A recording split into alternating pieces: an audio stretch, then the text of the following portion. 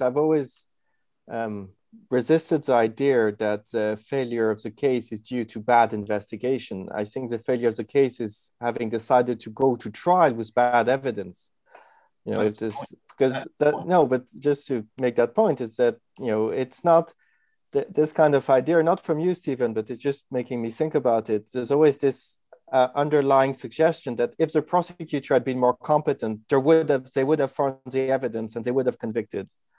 And there's never any, you know, never in that reasoning is there the idea that maybe the evidence was just not there. So I just wanted to make this, you know, it's always this assumption in that respect.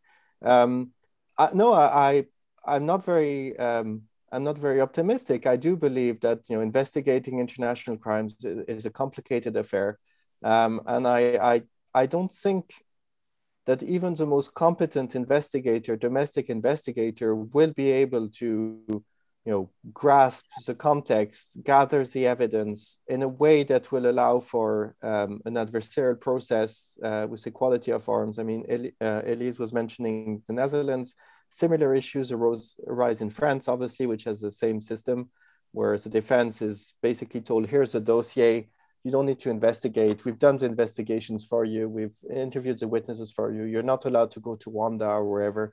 So I think that, you know, I'm quite,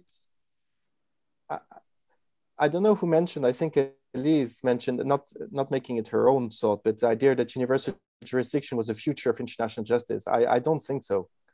You know, I think that we like the idea, but that the difficulties that we're facing at the ICC will just be tenfold when it comes to universal jurisdiction cases. And of course, we have a handful of successes where the stars are aligned in terms of evidence and having the witnesses, the victims who recognize the perpetrator in the streets, you know, in Germany.